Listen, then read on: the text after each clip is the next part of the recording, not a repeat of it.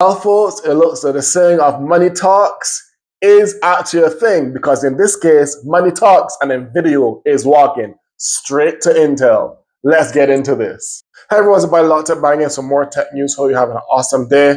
Now, recently came out an article, and in case you were on the rock, it's been all over the news the last couple days or so, that Intel joined forces with Nvidia. And the article I got this information from outside of the media outlets is Reuters, Reuters. They're popular for like big business news and rumors.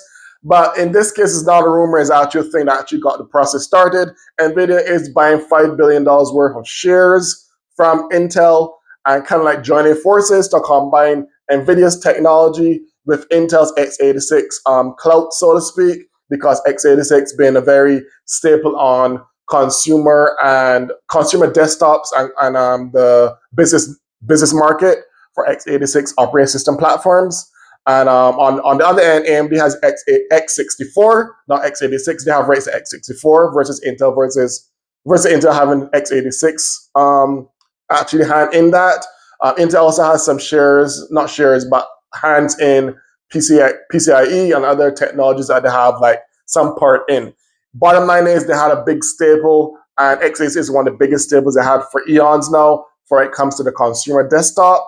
And they're combining Intel's x86 expertise with NVIDIA's NVLink and other AI technologies. Jensen said they're aiming mainly to start off, they're aiming mainly for the AI data center workspace, for combine their AI tech with Intel's tech for their fabs or whatever. And on the other end, they're doing on the consumer side for laptops, because laptops wise, Intel and Nvidia still have the bigger market share as far as mobile machines, as far as mobile technologies, and AMD still has a lot of catching up to do.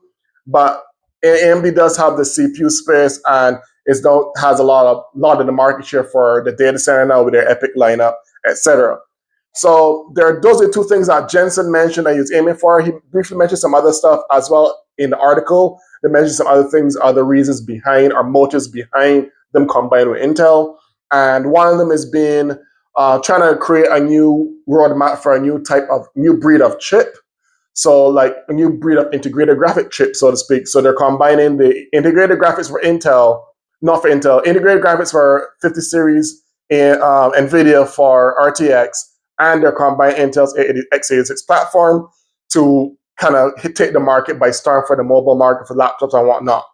So I'll put the links to the article below into a little bit more detail, but these are the key highlights that I want to touch on, because this is Jensen's words exactly. This partnership is really based off of. Like I said, it's not cemented yet, but it's still going through the regulations and stuff to get confirmation for them. And it kind of worries me because Nvidia was already had been known for bad business practices from their partners and other people, and we see how they roll and how they handle this stuff in the past.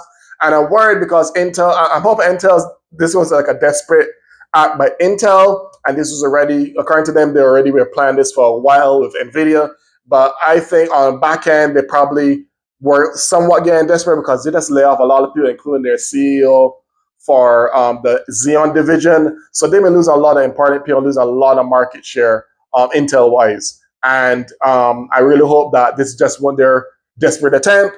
And we all know Nvidia just want to make more money. So I'm not going to pass it by them that they're actually doing this also obviously for profit, because they saw markets plural, that they want to get more money than they're already. They're already a multi-trillion-dollar company, and they still want more money. So I hope the best for Intel, but I hope that they don't get jibbed by Nvidia, knowing how their business practices are handled in the past. And I really hope that this really does somewhat give Intel a leg up and Nvidia doesn't control them too much, because Nvidia can be very controlling with their partners. And I really hope Intel gets back on the horse and actually starts making proper products again, so we can have competition in space continuing. Now, I just wanted a brief talk about this article because I thought it was kind of ridiculous. But y'all let me know in the comments below what your thoughts are on this partnership. Do you believe it's going to be detrimental for us consumers? Or do you think it's just like a smoke screen and they're really doing something more sinister on Nvidia's side, that is? Let me know in the comments below. Until then, this is Locked signing out.